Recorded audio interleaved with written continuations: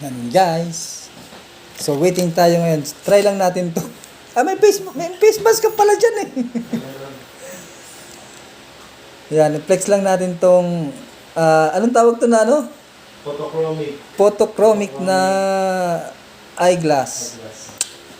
So maganda talaga siya guys, pang ano siya, pang kung nagbabad kayo sa computer o mga gadget, yan, anti-radiation yan. So try nyo to guys. Tapos mainitin pa sa araw.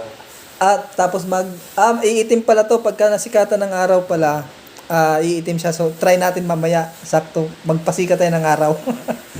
Sige. Where is it? Yan guys, ito yung ano salamin nga to? Photochromic.